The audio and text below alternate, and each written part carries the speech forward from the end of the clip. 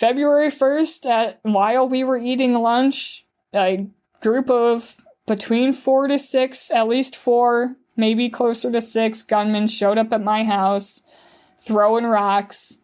John walked out there, got shot. Henza got shot behind him, and they just looked at me and left. Welcome to A Beautiful Thought. It's a clip from this interview, the second part of this interview with my assistant, Lily Forrester, talking about her wild story of escaping the United States to come here to Mexico with her long-term partner, John Galton, his eventual death and the situation that surrounded that, and Lily's journey to self-discovery and self-knowledge and eventually happiness. It's very interesting how the archetype of the old mystic again shows itself in this story. Somebody with apparently preternatural knowledge of the events that are happening. Interesting how that pops up in these hero's journey stories, even ones in real life. I will give a content warning in case you're sensitive or in case you're listening with your family or something. There is quite a lot of violence in this story. Also talk about abusive relationships, not physically abusive, but mentally abusive, about suicide, death, and dead people. May they rest in peace. So those are the important things. If you need Lily's services for transcription or podcast editing, some graphic design, other things, you can check out her website. It is highlyfunctionalgrowth.com. And of course, check out beautifulpodcast.com if you want some cognitive behavioral sessions with me or just want to look through all the episodes and the transcripts of the short episodes too. Check that out. Beautifulpodcast.com. Send me an email if you have some praise or feedback, constructive criticism. Kurt@beautifulpodcast.com. And let's begin.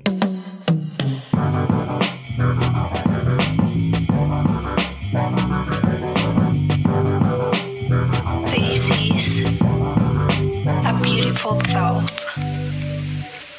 You told me a story the other day about meeting a homeless woman.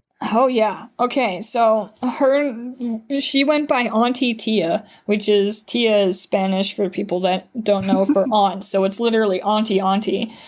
And she was just this crazy lady in this parking lot. We spent, like, our route to Mexico, first to explain, was, like, long and kind of, like, weird. So we went first from Ohio to Detroit for work. From Detroit, we went all the way to Oregon for work, and we stayed in Oregon for like 2 or 3 months. Isn't Oregon the other direction? Oregon is right above California. Ah, okay. Yeah, so that's how I remember it. going from Detroit to Oregon, doesn't that mean you're getting further away from Mexico? A little bit. It was okay. We were promised, so like sideways. We were told, like, hey, there's, the cannabis boom, you can go be trimmers and make a whole bunch of money. That was what we were told. So we were like, we're going to go there because we didn't want to go to Mexico broke. That was never the plan. That was what happened, but that was never the plan. Okay. So we went there to work. And the thing was, like, Oregon was kind of a socialist hellhole. So, like, we couldn't find work because we weren't, like, friends with people, and we also weren't willing to work on vague, just work and the money will come terms and stuff like that. So, like, it just didn't work out for us. Then it was like, my deadline for getting to Mexico was my birthday, which was right around Anarchapulco 2016 that year. So it was like, that was the goal. And we were getting to, like, the end of January, and we were just like, this is not okay, we need to go. Somebody told us that we could just beg for money and make hundreds of dollars to the border, and that was our plan. So, like, I literally begged for money for, like, days and days on end, walking for miles and miles, made barely any money. The only reason we had enough money to cross the border was because we put up an ad in TDV Acapulco saying, hey, we're coming to Mexico. We can't tell you why, but please give us money to help us get there. And somebody did. That's Ryan Urbison. I don't know if you know him, but Ryan gave us money. And he was like... he lives here in Guadalajara. Yep. He gave us like $70, and we used that to buy gas gift cards from Kmart, and we used that to get over the border. So, like... The story with Auntie Tia, though, that happens in San Diego. At this point, we've given up on begging. Begging doesn't fucking work. Nobody's giving us anything. Like, I had so many interactions in California where I'd walk up to people, I'd ask them for money, they'd open their wallet, realize they had no money, then they would get sad and walk away. And it was just like, how do you not even know if you have money? But we were waiting, basically, in San Diego. We were waiting for Friday night because Berwick told us through an email that the best time to go is on Friday or Saturday night at about 8 or 9 when they're too busy to really look at us. So we were like, okay. So we sat there and we waited. We showed up in like San Diego area on like a Tuesday, and we sat there and camped in the area in various places, which was terrifying. And we encountered her the day we left the country, or the day before maybe, and we were waiting. I think we were waiting on some family to send us money. We had just told them, hey, we're in California, send us money, and they did.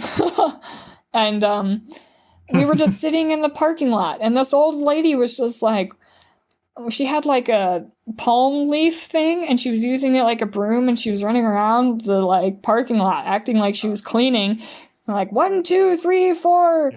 Yelling things, and then like she'd come over and she'd talk to us, and then she'd walk away. But it was eerie because she walked up to us at one point. Neither of us had gotten out of the vehicle other than to let the dog pee, and she didn't approach us when we were alone. So there was no chance for her to have gotten information out of us alone. And she's like, this neighborhood's safe. You don't have to worry about this neighborhood. The cops don't come here very often. So don't worry. She kept saying that. And we were just like, okay, this is weird.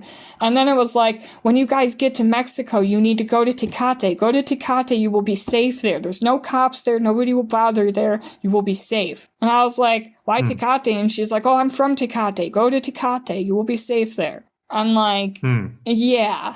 And it was just like one of those weird, and like she would walk away and John would be like, what the fuck? You tell her we're going to Mexico? And I'm like, I haven't talked to this woman other than what you've seen. And it was just like, and then she came back and she like, the speech she had, it was kind of weird, but it like, John and I were arguing before we crossed the border, and he kept like using the metaphor of pilot, because he was like, you need to be the pilot in your own life. You're just a co-pilot. You're just along for the ride, is what he kept saying. And that was like an argument we had elsewhere in California. And then we got to San Diego, and that day she's just like, she points at John, she goes, you were the pilot. And then she points at me and goes, you were the co-pilot. And she points at Rebel Dog and goes, you were the co-pilot. She like grabs my shoulders and looks me in the eyes, and she's like, you are going to be the pilot one day. Just you. You have to be ready for that. Great. And I just thought she was talking about, the end to that relationship, not, what ended up happening to the end of that relationship. Yes. So did you ever go to Tecate? We thought about it, but it was too close to the border. So, because it's a border town and it's like out of the way. Okay. So it was like, we didn't have money. We weren't exaggerating when in like Berwick's interviews when we said we had $50 when we crossed the border. That's all we had. And it was in Bitcoin. So like, we were just going to use what money we had to get us as far as we could. And then we were going to try and essentially like do petty jobs and work our way to Acapulco. That was the plan. It was a scary time. You did make it to Acapulco. That's where I met you in 2016. Yeah, we made it there. You might remember we made it with a young guy by the name of Dana. He's the reason we made it there. Yeah, I remember Dana. Yeah, he followed us. We saw him in San Diego, and he had visited with us in Detroit too, so he knew what our plan was. And then we called him, And we're like, yeah, we're in San Diego. We're on our way out. And he was like, no way, I'm living in San Diego. So we like met up. By the time we left, he was just like, how can I help? And we're like, oh, I don't know. And then John's like, wait, you can follow us across the border. And if we get arrested, you can contact some people to help us. Cool. Yeah, we had him follow us. And at one point, like when we were going through the border, we got separated because they wanted to scan our truck. And he just like, he assumed we got arrested. And he went into Tijuana by himself. And then later, like, Berwick was right. Like, you know, people can say what they want about Berwick in other regards, but he helped me get across the border because we had no idea when and where to cross until we asked him. Yeah, they were too busy. They asked us where we were going, and they asked us if the truck we had belonged to us, and we said yeah, and we were going to Rocky Point, and they just let us go. And that was it. But we didn't have any cell phone signal, so it was like a few days of us getting to somewhere where we could get Wi-Fi to contact Dana and be like, we didn't get arrested. And then as soon as we did, his response was, fuck yeah, stay there, I'm coming. And we just stayed in that area for like 3 days waiting for him to show up. And he's, you know, he paid for us to get to Acapulco and paid for our apartment when we first moved there and everything. So, yeah. Wow. Yeah, that's a real friend. Indeed. Then you started living in Acapulco, and you were doing, I remember you doing some glass blowing and other things. You're blogging on Steam and now Hive and making some money that way. Well, what was life like? Life was hard. Life was really hard. Because, like, most people don't know this, but, like, I got pregnant when I moved to Mexico. So, like, when I first moved to Mexico, I was in a toxic, self-combusting relationship in a country with no papers and no money. And then I found out I was pregnant. And my first instinct, which I still think it was the right choice, was just to have an abortion. And I did it at home, you know, with pills that I bought from the pharmacia. After that, it was just a matter of, like, trying to survive in Mexico and trying to deal with, like, you know, the relationship that I was in and the situation that I had gotten myself in, because it was all of a sudden, like, I woke up and I was like, who the hell am I now, you know? Because there were things that I really liked about the direction I had taken in life, but, like, my daily, day-to-day life was really hard. You know, even writing those Steam posts was hard because, like, if I didn't write something exactly how John remembered it, it would start a fight, you know, and we'd yell at each other over what happened, and it's like, I didn't get a chance to just chill for a long time. Really dark and uncertain. Yeah, I was terrified. Like, I didn't know what to expect. You know, I was just getting involved in this community and I was, you know, making a little money, and it was just like, what the hell did I do? I don't know how to get out of it now. So were you thinking about leaving John? I almost left John repeatedly. There were many times, and like the people that were close to us knew this. The people from afar did not, because I was convinced that it was my fault that it wasn't what it was supposed to be. So like I just kind of, you know, the world only saw the highlight reels. And then my friends that got close to us, they would see how bad it was. You know, I had so many friends encourage me to leave. Usually those friends, like several of them, we had big falling outs with that I have since reconnected with, you know, since he died. The thing with him was like, he was very charismatic to start, but when you got close to him, he was extremely difficult. Extremely difficult. And he was also extremely hypocritical. So he would give people shit for stuff that he was guilty of himself without recognizing that. Right. And that led to a lot of conflicts. So we had like several years of having friends live with us, having friends get tired of living with us and leaving. And it was just like, I was convinced that I was to blame for all of it. Yeah, it was a really weird time in my life. Yeah. Was John like shutting these people out that were getting close because they knew the truth? Was that well, yeah, generally, because like a lot of times it was, they would start to confront him about the way that he was dealing with things with me. Most of the time he would say something along the lines of, oh, they just like you, so they're trying to break up the relationship so they can have you. Which that always, like, put me off because, like, the way I felt about it the whole time was, like, I wanted to leave him, but I didn't want to leave him to go find somebody new. I wanted to leave him to just go be by myself for a really long time, to figure out how the hell do I avoid that again in the future. He'd get me on board with these things for pushing these people away, usually on the premise of either they just like you and that's the only reason they're saying something, or B, they don't actually care. They just want you for this, or this. Right. As if all these people in the world are just manipulative, like Machiavellian or power hungry. They want control of other people's relationships for some weird masochistic reason. Exactly. And then like the people that would really like question the nature of the relationship that I had with John would just get like shoved out completely, you know? Like, my good friend Kat Bleish, like, we had a big falling out not long before the murder, and, like, in that falling out, she was basically like, can Lily speak for herself? She had a point, though, like... Yeah. I didn't really have my own voice at that time. Right. So, I guess you were still a co-pilot, huh? Well, yeah, I was definitely the co-pilot. I was extremely codependent, you know, it was... the definition of a toxic situation. So it just continued like that, or did it get worse, or did it kind of got worse? See, the thing is, like, I'm still, like, in some ways sorting out exactly what happened with the murder, but from what I can tell, it was his bad attitude. So there might have been some suspicion or something, or, like, you know, dislike from the locals. I don't think so, but from what I can tell happened is our lives were being threatened for 6 months before the murder actually happened by this guy who's now dead. He killed himself 5 months after the murder. He made our lives hell. He was coming after us constantly, and it was mostly the big problem that he had was John's behavior. He wasn't coming after me specifically. The only time he came after me was in relation to, like, she's with John, you know, but, like, he even wrote a few posts to say, you know, Lily is not the problem, John is the problem, John is the problem, John is the problem. And it was the way that John would, like, he had a habit of, like, finding where people weren't following their principles and pointing it out in a way that made you real angry, you know? So it was like, well, fuck you, guy.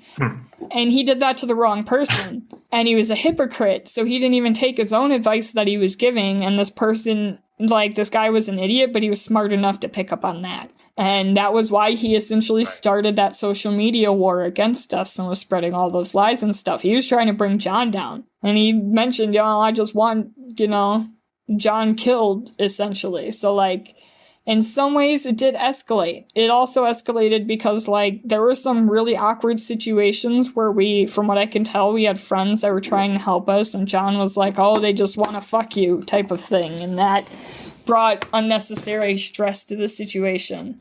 And then as time went on, it was like, there was a lot of conflicts about, you know, we had been together for so long that he was, like, resentful of the whole thing, but also not really having enough desire to leave. So he was very, like, complainy, but he never did anything about it. So, and I just didn't know what to do because I thought I was broken. I thought there were all these ways in which I was broken and not functional, and I had issues, and, you know, I had traumas and stuff, and that he was totally in the right for all of his issues with me.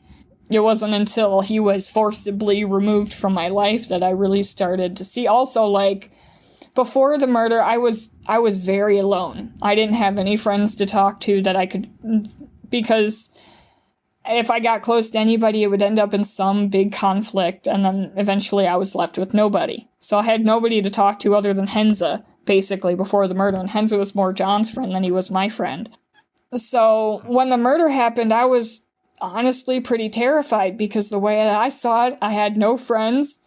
The only person that, like, knew me before all of this was dead, and I had no money. But, like, the big thing that I learned afterwards was everybody kind of realized that the problems they had with us were problems with him, and they treated it as such, and they took care of me, and I'm okay now because a lot of these people, but...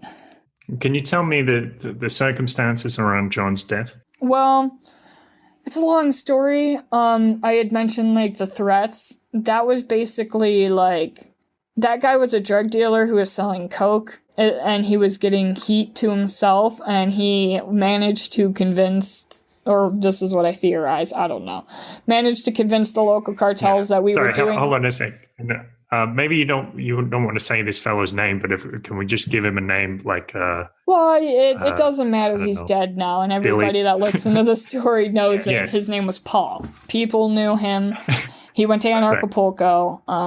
He was essentially the party guy at 2018, which is where he caught all of that attention from the cartel. Right around the time he was getting all that attention, we were shoving him out of our lives because of the attention that he was getting.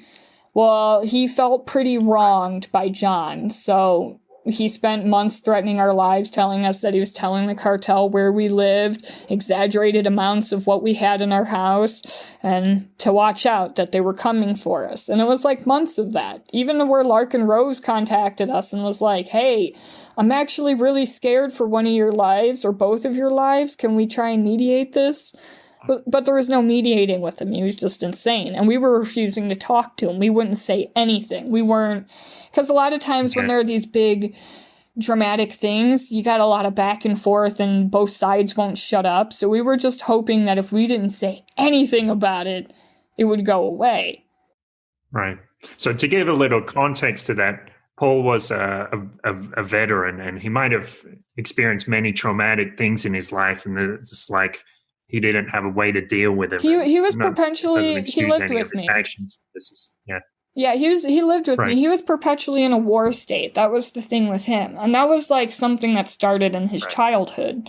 Because he had an abusive childhood. And then he got into the army, and that just got exaggerated. And like... Yes. Yeah, then it just kind of spiraled out of control when he was living with us because he was using a lot of drugs. And we had enough, we kicked him out. And then like the morning of the murder was 2 weeks before Anarcha. And we were still getting death threats. We even had death threats that morning. But we were like, we're just going to keep planning the event, keep acting as if he's just... Because people were like, oh, don't pay attention to him. He's just a barking dog in the corner. He's not going to do anything. He can't do anything. Well, I don't know if it was related fully to him or not. But February 1st, while we were eating lunch, a group of between 4 to 6, at least 4, maybe closer to 6 gunmen showed up at my house, throwing rocks. John walked out there, got shot. Henza got shot behind him, and they just looked at me and left. In Paul's threats, he kept saying, I told them to spare you, I told them to spare you, type of thing. He would send me like private messages like, they're not coming for you, they're only coming for him and Henza. So it is kind of, if he wasn't involved, it is real coincidental that the only people that got shot at were John and Henza. And they had clear shot. Yes. They could have killed me. So people have a certain code, like no women and children, that kind of thing. So maybe it was related, maybe it wasn't. Yeah, that's what I've also been told by people is like they try and avoid... what my friend Goose, who's essentially like my Mexican dad, what he told me is... they leave the women alive to tell the story. So, like, if I die, then there's nobody alive to instill fear in the rest of the population. So, like, he thinks that they left me alive just as that, So, like, a message to the gringos, like, yeah, we will fucking kill you guys. Learn your lesson type of thing. Because, I mean... that's kind of what it seemed like. It's the first American to get killed for drugs in Acapulco, or supposedly killed for drugs, by the cartel. Kind of seems like a warning of sorts. Yeah. Especially because Acapulco happened 2 weeks later. Yes. We don't want to say too much about certain organizations. Yeah. It can bring a little unwanted attention. Okay, so what happened after they were shot? I remember I met up with our friend Richard Valentine in Madrid, and he told me that you came to the hotel where he was staying. He was the first person. Yeah, he was the first person that, like, because everybody was too afraid to meet with me. So, like, what happened after the murders, I took Henza's car, and I dropped Henza off at the hospital, and I went to La Tortuga, which I don't know if you ever went there. You probably did, at least with some friends. But I went there because it was a safe place that I knew. And I went and I was crying in the bathroom. I was begging the Freemans. I was begging everybody to come meet me and just be with me. That's all I needed. And everybody was like, oh no, we're afraid we're going to get shot too. And then finally, I've always called Richard the Englishman. He was one of the many people that lived with us, you know. So I've always called him that. And, he was like, just come here. So I went to his hotel and I told him what happened. And I used his phone to call John's mom and tell her what happened. He gave me some money, and I don't remember what happened, but I think I went somewhere else after that. I was just basically, like, laying low, bouncing from place to place, in hiding. Like, holy fuck, what the hell just happened? Because, like, I mean, it all became really real when I moved the body. So, like, when Henza and I were running away, John was outside of the gate, just laying in the street, and I couldn't leave him there. It was the thing of respect, so I just picked his body up and I dragged him inside the gate, and that whole experience was just like, wow, this is the reality of the situation. Holy fuck. What emotions did you feel in that moment? I just was, like, I felt a lot of despair, and I was just, like, at a loss, because I didn't know how to respond, I didn't know where to go, I didn't know who to trust. Like, I was terrified, and I also had $0. Like, the money that before the Englishman gave me some money, like, I had asked for Henza's money, and he gave me a blood-stained $500 bill. Like, the situation was that intense, and it was just like, what the hell? What, $500 or 500 pesos? 500 pesos. So I was like, Henza, give me money. Henza, I need money. I have nothing. And he, like, handed me that before he got out and went to the hospital, and I was like, wow. What a day. Yeah. Even in these tragic situations, it's really, it's nice that somebody like Richard would show you that kind of compassion and there were a couple people. It's difficult for him to be so brave to welcome you in that moment. There were a couple people in that moment that were super brave. Another one is, I don't know if you know Doug Barberi, I might be saying his name wrong, but he's just kind of been around in the community. Yeah, he lives here in Guadalajara too. Yeah, well, Doug didn't even know Henza that day. I thought we had introduced Doug to Henza, but apparently we hadn't. I forgot about all that. Didn't even realize that for weeks later. But Doug went to the hospital that Henza was at, paid for his hospital bill because, like, Henza's credit cards weren't working, so that way they would do the surgery on him to stitch him up. Not even knowing the guy, just put up, like, over $1,000 to take care of him after he had been shot, and people were messaging Doug, like, get the fuck out of there. What's wrong with you? Like, why are you there? Yeah. But the big thing I learned about that situation is, like, I got, a list of people that I know I can depend on with my life, and I have, and that's pretty cool. Most people can't say that in this world. Right. Yeah, it's true. So I imagine soon afterwards you left Acapulco. I was actually there for almost 2 months afterwards, just because I had myself convinced that I wasn't going to like anywhere as much as Acapulco, and I was stubbornly refusing to leave because it was basically like, you can't take my city from me. You guys took everything else. You can't take my city. But the problem was, like, after a while, I got sick of going out and being flooded with memories, basically. There was also an altercation that I had with the police. And they recognized me and they wanted to question me about the murder, which I can't do because I'm an illegal. So I fought. I basically I had a full-on autistic meltdown in the street, and I fought them and I kicked them, and I even bit the one that grabbed my purse. And I was just like, I just couldn't deal with being in Acapulco anymore. I just couldn't stomach it. I couldn't go outside without looking over my shoulder. And I was like, I just need a fucking break. So I made a plan to get out with money loaned to me by some friends, and was like, yeah, I need to get out, because I was tired of, I couldn't even walk down the street without somebody pointing like, wow, she's still here type of thing, because they all knew me. I was the only dreadlocked white lady in Acapulco. Right. Yeah. So, yeah, the weight of all those memories, eventually you decided to leave and move to an undisclosed location, I guess. Yeah, I still somewhat keep it undisclosed. Like, this is all going to be revealed in my book, and it'll all be revealed after I'm legal, no longer worried, but Yeah, I essentially had a really good Mexican friend that was like, hey, you need it. He told me every day for 2 months, you need to get the fuck out of Acapulco. And then he kept telling me, you know, come to my city, I'll show you around, come to my city. And finally I was like, I can't take it anymore. I'll come to your city. Damn it. So I did in May, like in the beginning of May, I finally moved, and it was terrifying and exhilarating all at the same time. And my favorite part about the place was I could walk around and people just looked at me like I was a tourist. They didn't look at me like, hey, holy shit, it's her. So that was very relieving, I guess.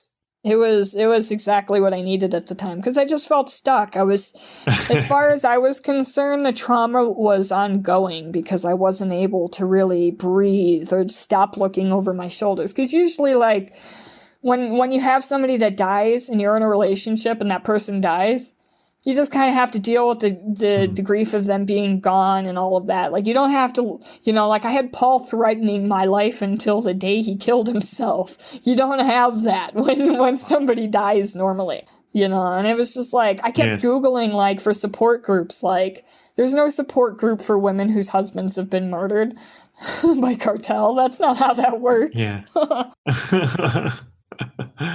Wow. So eventually, you said to me a few weeks ago that now it's like you are happier than ever, and everything seems to be, well, maybe not everything's going well, but you're a lot more content with yourself. Well, yeah. So what changed is I took time, because, like, as soon as he died, I mean, and apparently a lot of my friends had this thought. Like, my first thought was like, oh, I'm free. And, like, I hated to think that, but in a lot of ways, like, I had to deal with a lot of shit after the murder.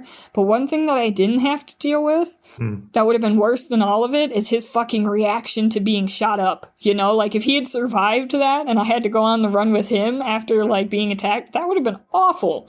So, like, it was just a process of, like, how the hell did that situation happen? And how do I make that not happen again? And, like, I got a therapist, and I spent a lot of time talking to Thaddeus Russell, who is one of the smartest people I know. And it was like, I determined that relationship was codependent, that relationship was mentally abusive, and that I just thought a lot about what I wanted. Because it was like, I knew that, like, I wasn't the type of person that was like, okay, I'm just gonna be alone forever now. Like, I was never like that, you know. I knew eventually I was going to date again, but I also did not want to date and have it turn out like that, because I don't have it in me for that. Yeah. So I spent a lot of time alone in the city that I was living in, and I would go out occasionally, but most of my time was alone. And then, like, just randomly on a hike with some Mexican friends one day, I met the guy that I'm dating now, who terrified me in the beginning, because I was like, ah, crap, he's really interested in me. He's just going to try and become codependent on me, and this is going to devolve into crap. But it didn't, because of the way he thinks. He's very, like, he's independent in a way to where he's not interested in it. He'd rather have no relationship than a codependent relationship. And it took literally months of being shown of what a relationship's supposed to progress like, you know?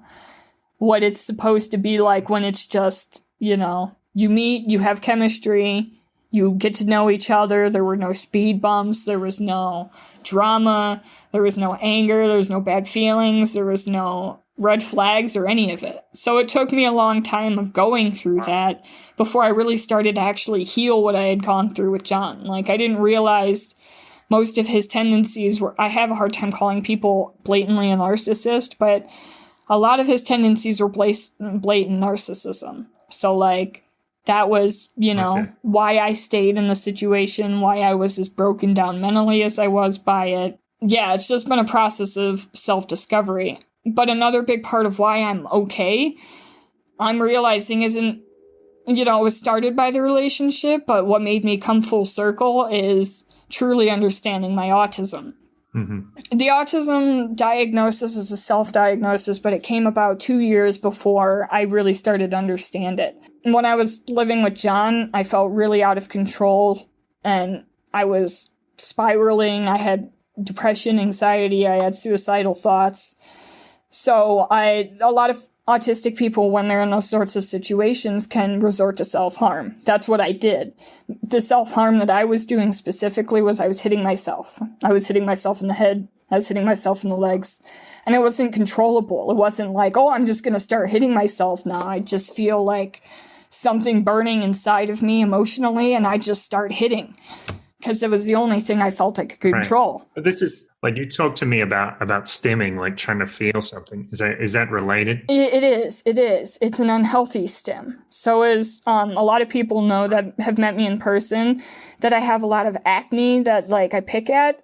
That's why it's a stim. That's something that I've been working on ever since I realized that it's a stim. But yeah, it was basically like, you know, my way of bringing myself back down to reality, I think, in some regards, but I was starting to get scared by it. So I Googled, why do I keep hitting myself? And all I found was autism. And I was like, wait a minute. And I have this Turkish friend that I'm really close with, even to this day. And she was the first person I talked to about it, because I was like, dude, I think I'm autistic. And she was like, oh, well, that makes a lot of sense, but, you know, how do you feel about it? And I'm like, well, I don't know, but I think that's what's happening here. And then I talked to John about it, and he was like, oh, yeah, you probably are. And then that was it. That was, like, the last we talked about it. And the self-harm stuff didn't really stop until after the murder and everything. It was just, I was like, oh, I just kind of, like, I took it as a I am sick diagnosis, and was like, all right, this is me. I'm horrible. I'm broken. I'm autistic. And I gave up on it. And then about a year ago, when you spent some time alone, you started to, yeah, I started to like think about it. And when I was like still single, I was really like aware of the fact that I really wanted to go out and be social, but I was also aware of the crippling anxiety. I was also aware of the fact that I didn't even know how to approach people to make friends, let alone start a relationship. I was just like very aware at how unprepared for any of it I felt. And I was just like, okay, maybe I'm more autistic than I thought. Like, when I first thought about it, I was like, oh, I'm mildly autistic, whatever the fuck that means. I was like, only mildly. Okay, mild enough to hit myself, I guess. And then I started to look more into it. I think I found Facebook suggested me a group, Autism Late Diagnosis and Support. And I joined that group, and I started reading the posts. And I was like, holy shit, this is way bigger than I expected. This is huge. This explains everything. It explains everything from, like, my sleeping tendencies, how, like, my hearing, I have hearing issues that are related to it. It was just like, so, and as I keep coming, you know, realizing these things, like learning about new things like executive dysfunction, which is literally just a term to say you take on a bunch of stuff and you overthink to the point to where you can't actually get started on it. That was a huge problem in my relationship with John and I. And as I uncovered each of these things, it would be like, oh, I'd think of like some conflict I had had in the past, usually with John, but also sometimes with my family, where it was like, that's why that happened. And I never understood why these certain conflicts happened the way they did. It was just like, I just can't deal with people, and people don't understand what I'm saying. So it was like, it was just terrifying because I didn't feel like I could relate with anybody. But when I started looking more through these forums, and I started putting my own posts in these forums, like, hey, is this related to autism, or is this just who I am? And I started finding all these weird things about my personalities, these peculiarities that used to drive friends and boyfriends nuts, is just autism. And I spent 8 years trying to get rid of those tendencies and ignore them, and I made myself really sick over it. It was like you're denying this integral part of yourself, and so somehow it's going to come out in some other way. It's one of those things that when you deny who you are at a basic level, like you will start to become broken inside. But yeah, the whole coming to autism thing was just, and understanding it has been just a process of, oh, that's why I did that. And now, like, so much anger and embarrassment and disappointment has basically just dissolved. in regards to my past. So that's been a nice side effect. So now you have healthier ways of managing your own behavior, or what would you say?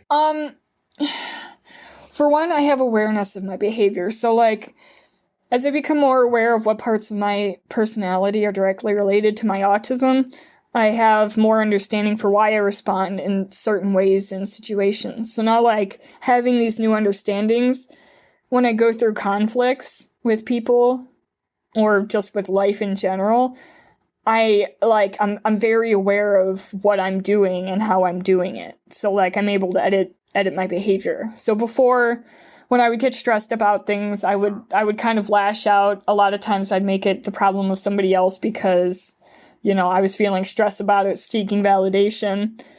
Now my response is, when I'm feeling a lot of strong emotions that I can't really describe or explain easily or even, like, you know, understand, I withdraw, and I essentially will self-isolate temporarily while I figure out what emotions are mine. Because, like, a big misconception with autism is a lot of people think that most autistic people just completely lack empathy. And it's not that we lack empathy. Right. Well, at least for me, I can't speak for all autistic people, but for me, the way it works is I can't tell the difference between my feelings and the feelings of somebody else when they happen. Yeah. So I get real swept up in things when they happen. But sometimes when I take a step back, I realize, oh, that wasn't actually my feelings on the subject. It was this person's. I've made a lot of mistakes in communication and dealing with people and like trying to find resolutions when I'm still in that trying to figure out what I feel about something, you know, phase of it. Because a lot of times I also will misplace blame that might be directed at myself or even at somebody else entirely or something else entirely while I'm trying to figure it out. Because my first gut reaction is never quite, you know, clear. You know, I never really can say with certainty that I know for sure that that's what's going on. So, like, when I have conflicts now, okay. So it's like you need to take a few minutes to sit with it and find out what it is. Yeah, and sometimes it's, you know, sometimes for really complex situations, it can be like a few weeks for me to really figure out why I'm mad about a situation or why I'm sad about a situation. Mm-hmm. That's one big way in which I've altered my life. Another one is, you had mentioned stimming. Stimming is just like a word for anything that autistic people do. It's a compulsion. So like especially in social situations, like for example, right now I have a stone. I can't tell you what kind of stone because I'm not hippie enough for that. But I have a stone in my hands that I'm just sitting here turning around and spinning around on my desk, keeping my hands occupied while I'm talking. It's like if I wasn't doing that, I'd be picking at my skin. It's something I'm not even aware of until I like put myself present in the moment, like, oh, I have this thing I'm stimming with. So before my stims, my first stim was sucking my thumb. When I would get upset, when I'd get anxious, I'd suck my thumb. When I quit doing that, I transitioned literally from that to picking at my skin, to picking at first mosquito bites, and then to picking at acne when I hit puberty. And that's not a healthy thing. It makes you look like shit. Like most people think that There were rumors, we'll put it this way. There were rumors that there was crack involved in the murder, and a lot of people believed it just because of the way that I looked.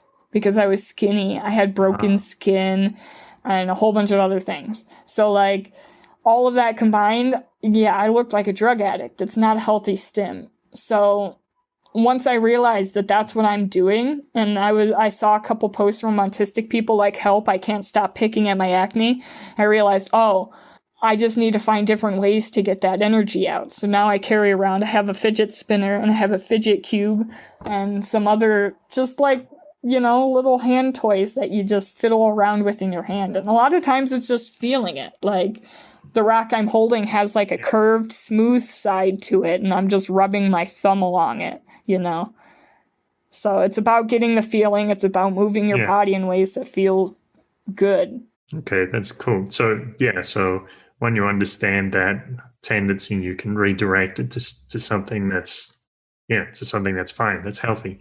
Exactly. With the understanding your own emotions, do you think you've got a lot better at that Like, does it take you less time to understand what's going on emotionally?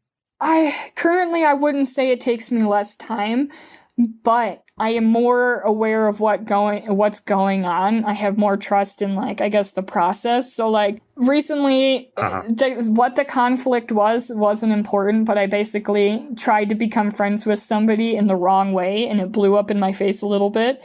And I was sitting, like, I isolated myself for almost a month over it, and I was trying to sort, out what I was feeling and stuff. And, like, I did have a slight guilt at the way I was isolating myself, but, like, I knew the whole time that it was the right thing for me to do. So, like, I was explaining to my boyfriend, like, this is what I'm doing. I'm trying to figure out how I feel about things. And, like, he's like, oh, why don't we have, like, a resolution of this conflict? And it was like, I'm not ready for that because I'm not ready I'm not sure how I fully feel on that conflict yet. I just can't, So, like, it allows me to have a lot more patience for myself in the moment when I'm going through it. And it also, like, because I tend to obsess over these sorts of, like, bad social interactions for sometimes I'll even think of something I did awkwardly years ago, and I'll just sit there and cringe about it and think about it. But it's like, I have to be able to go through that at my own pace, unrushed, because I used to have people that tell me, oh, just get over it, just move on, just ignore it. But I don't work like that. So I've just been trying to embrace the fact that sometimes I do need time. Also, like, I tried, because especially I was in my 20s, so I was, like, under the impression, you're in your 20s, you have to go out and go to clubs and go to parties and stay up all night with your friends. And I've just never been that type of person. Okay. And I tried to be that type of person for a couple of years, and it was like, I gave myself a lot of guilt over the fact that, like, I could go for, like, a week being at home only seeing my animals, and I would be totally fine with it. And it took me a long time to admit that, that I just don't need to go out like that. But I gave myself a lot of guilt for many years. Like, I would also stay longer in social situations that were awkward, and I would just sit there and not talk just to stay in the social situation instead of being like, hey, I've had enough, I'm going, Like, I never allowed myself that possibility because it was just like, oh, you're just being too sensitive, just get over it. Right. So that's part of why my life is I definitely have that too sometimes, maybe not to the same extent, but it's like I get to a point in a party or something and maybe I'm just not feeling it, and I have to say to myself, what am I doing? Do I really want to be here? If I need to make a decision. Either I'm here and I try to make the effort to make this fun, or I get out of here. Yeah. And, yeah. But yeah, it's funny. Like, it's like you're saying there was all these social expectations, like, oh, I should be a party person or something like that. And it might not even occur to us that, like, hey, well, maybe that's not our thing. Maybe we can just be individuals. We have our own tastes, and that's absolutely fine. And allow ourselves to be like that. Yeah, that's really when the peace came for me, is like when I just like, look, I don't need a whole bunch of, I don't need to spend my days hanging out with people. Actually, spending all day hanging out with people gives me a lot of anxiety because along with autism, I'm also fairly sure that I have ADHD, so like it literally does not matter what I'm doing. After about 40 minutes of it, I'm like, okay, time to do anything else. It doesn't matter. So it's like I've had to admit a lot of things like that. I've also had to admit, like, because of the ADHD, I have many interests. That was part of my problem with college, is they're like, you need to pick one thing and do that for the rest of your life. And that was nauseating to me. I couldn't pick one thing. I couldn't even pick 5 things. So, right. If you had to tell me just 5 things to do for money for the rest of my life, I'd be like, what do you mean? How do I choose? Yeah. Well, it does seem like maybe that's an outdated attitude. Like, that's something that served people very well in the 20th century, like being a company man or a company woman and staying with the company for 40 or 50 years. But now I don't think that's the age we live in anymore. So maybe you're actually, maybe you're onto something. Well, I mean, that's what I think of. And I also think of the fact that, like, I saw a lot of people with coronavirus. They lost their jobs and they lost everything. I also lost jobs with coronavirus. But because of how I have my life, like, structured, I just found other jobs. And I have, I had enough of diversity in my work portfolio, basically, to where, like, I wasn't totally screwed and I could make that transition. I have a lot more security because of that than most people, because it's like, also I can work from anywhere. So, these people, as soon as they couldn't go to work, they were fucked, Yes. So, like, I started to really see the strength of how I've decided to live my life compared to how, like, other people have decided to live their lives, especially over the last 6 months. Yeah. Well, let's try to bring this all around. Let's say if you went back in time and now you have all this awareness and self-knowledge and stuff, and you were in a relationship with John again, how do you think you would have behaved differently?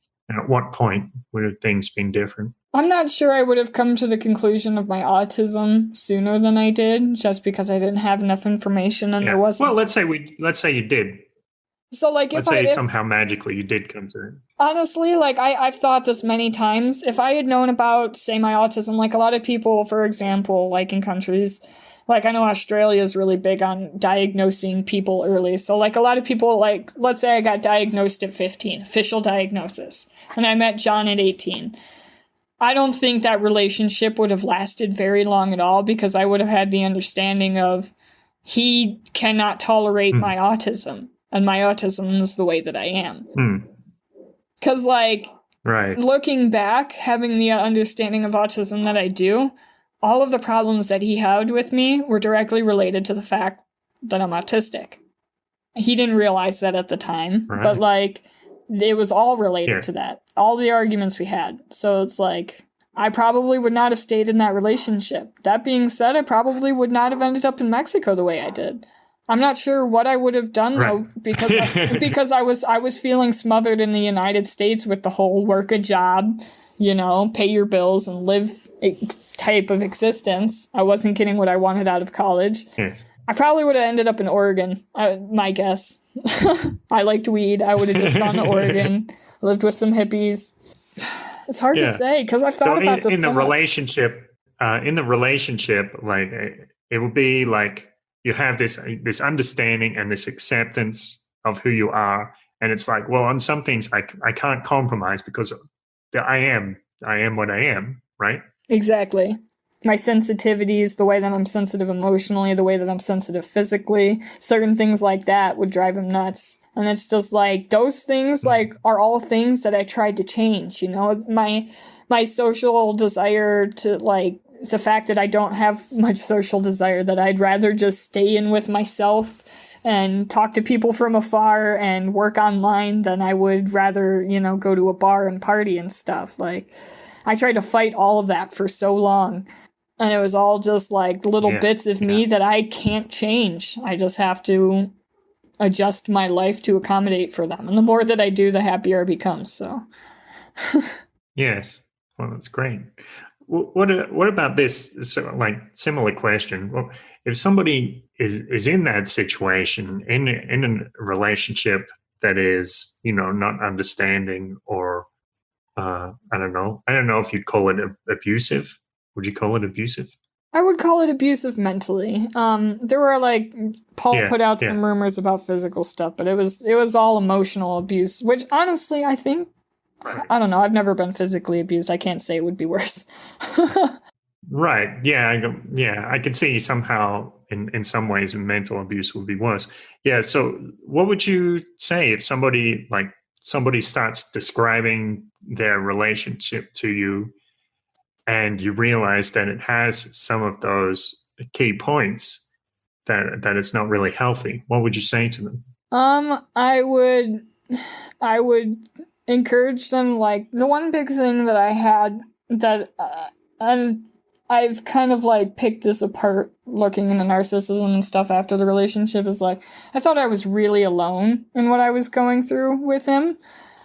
And we're not like encouraged to talk about these situations. And he'd like, you know, he would get upset when I talked to other people about our relationship because of the way that they would respond. And really, I would just, if it was somebody that I was close to, I would just tell them, you know, like, is this really what you want with your life? Are you really happy? You know, and open up more discussion. Yeah, I think that's right. Yeah, those can be some really powerful questions. Yeah, because some people like tried to talk to me about what was going on with John, like Richard being one of them. Like Richard and I had many conversations. There were a few times where like I literally stormed off the mountaintop where I lived with John and walked down to Richard's and sat at his house while he essentially gave me the advice to leave because he was like, he doesn't respect you. You just need to go elsewhere. So the one thing that I learned is even with people trying to tell me in like the right way, quote unquote, it was never the right way. You never really see it until you're out of it. And I would just try and be there for somebody, tell them, you know, they have a place at my place always.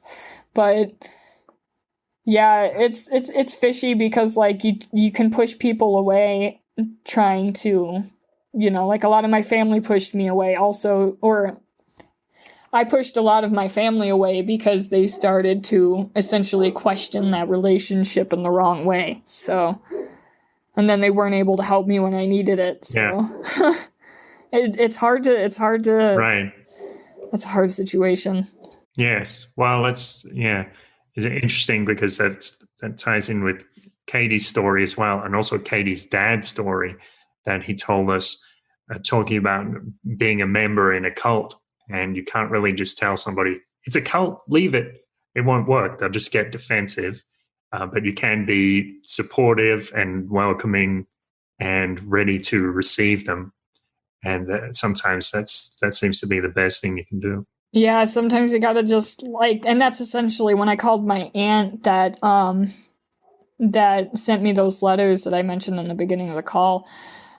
That was basically what she told, because I was like, I'm sorry I cut you out over him. And she goes, I realized that you were going to have to figure it out in your own time. And she said, and I was just going to sit here and wait for you.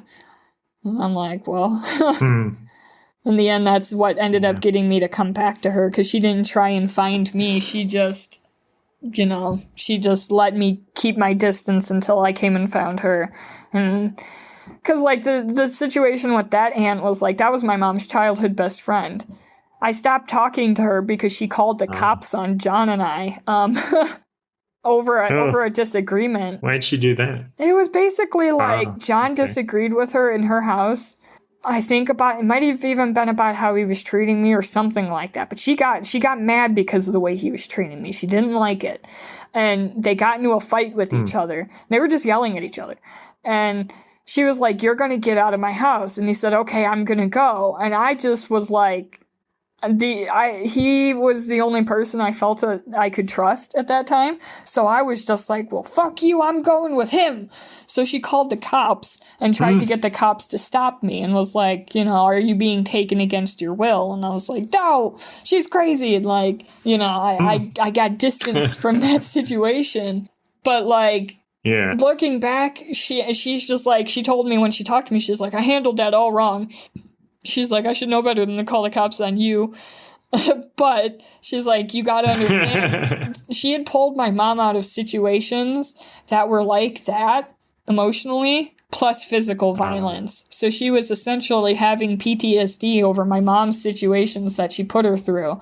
And that was why she responded the way that she did. Because she saw me, you know, going through exactly what my mom had gone through. I have understanding for that now, but at the time it was just like, what the fuck? Yeah, why are you calling the cops on me? Wow, cool. Okay, so yeah, I think we've covered about everything. We brought it back around and found some positive messages in this. You know, in a little bit of chaos there. Is there anything else you want to say about the story, about your life? I would just say, because, like, I always kind of had this inherent gut feeling that I perceived the world differently than most people. And, like, most people are like, oh, you know, the definition of autism is, like, real vague and nobody really knows what it is. But, like, for people that really experience autism, the definition is not vague. Autism is literally, like, I think the root of autism is, like, the etymology goes down to state of self. So it's literally a condition of a different state of self, a different state of experiencing the world. And, like, my whole life I was called dramatic and hyper emotional and all of these things, too sensitive to both, like, body issues and emotional issues. And I spent a lot of my life essentially trying to deny how sensitive I am to the world around me. And I caused myself a lot of grief for it. So I'd say that, like, anybody that's listening to this that kind of identifies with experiencing the world too sensitively, everything from, like, you know, touches to how you deal with social interactions, to, like, the way you eat your food, all of these things are wrapped up into it. And if you feel inherently different, like, start to own the ways in which you're different, even if you're not, like, because there's, like, autism is also, like, referred to as neurodiversity, but, like, neurodiversity refers to a lot more than just autism. So, like, people with Tourette's are considered neurodiverse and stuff like that. So, like, yes, I just recommend that sensitive people embrace their sensitivity, because it can be your strength. It can be your body's way of trying to avoid harm. You know, like, I was told to not, like, be picky about food my whole life because I should eat everything, but it turns out I have a lot of food sensitivities, so I shouldn't eat everything, and that's my body's way of saying, hey, I don't want this, you know? So I think, like, if people are experiencing a lot of, like, unrest and unhappiness, just own who you are, own how sensitive you are. Like, if you don't tolerate coffee well, don't drink coffee. You know, if you don't tolerate carbs well, carbohydrates, don't eat carbs. Like, do what you have to do to make your body happiest with you. You know, don't just try and go along with what everybody says is what you should do, because generally it's not one size fits all for everybody. Right, that's right. Other people don't know what's in your life. They don't know your opinions, your values. They don't know what you're feeling exactly. So you do have that's to, also important, what you're bringing up there. Be your own guru. Yeah, what you're talking about there, it's important to always also consider, like, the big thing that's helped me since understanding my autism is, like, I also understand that I have only my view of the world. So I just try to assume when I'm interacting with somebody and the interaction is not going my way and I don't understand that person, I just try to always assume that there's something that I don't know, and it makes dealing with it better. I take a lot less things personally because of that, because there's always something that I don't know. That's why that person is responding that way or whatever, you know? It's... Yes. The wise man knows that he doesn't know anything. Yeah, that's not true. Right. Socrates, yeah. Cool. All right. So is there any, I don't know if you've got any project you want to promote. You're working on the book. Do you have a working title for the book? I have not come up with a working title for the book, partially, like, the only thing I've come up with is, like, how to go on the run in Mexico or something like that, but that doesn't even seem right. But my website is highlyfunctionalgrowth.com. That's where I've been doing, like, my blogging adventures. Eventually I'm going to put my travel posts up there about my travel adventures and make it into a travel blog. But yeah, I just kind of work behind the scenes on most projects. I work as a freelancer, so if people want to hire me, they can through my website that I mentioned. That's really it. You know, I'm just rebuilding my life, trying to get legal, because I'm still illegal in Mexico. And yeah. I'm trying to enjoy life. Cool. So people, if they need you for some transcript work or podcast editing, other stuff, they can reach out to you on your website. Yep, highlyfunctionalgrowth.com. It's all one word. That should be it that I can think of. Sweet. All right. Thanks, Lily. Thanks you. Thanks for sharing your story and telling us the adventure and the the tragedy and thanks for showing the vulnerability. Well, thank you for listening to steal your line from so many podcasts now. A beautiful thought. Thank you for listening, right? That's what I say. If you want to check out Lily's website, remember it's highlyfunctionalgrowth.com, and you can look at her blog there and also contact her for services if you need some help with your podcast or website project.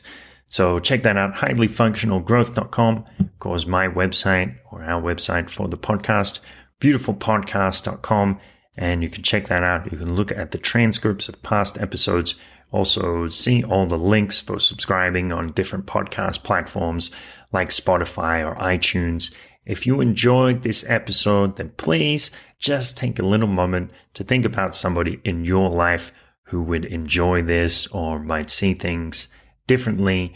Maybe they start to come to a level of greater understanding in their life about their relationships or about their relationship with themselves. And go ahead, feel free, send them the link. Go ahead, feel free, send them the link and give them a little reason to tune into A Beautiful Thought. Beautifulpodcast.com is the website. Send me an email, kurt@beautifulpodcast.com. Also set up a Patreon the other day. If you want to subscribe to Patreon, it costs about $3 a month to get early access to episodes that have already recorded and not yet released. So check that out on the website and have a great day.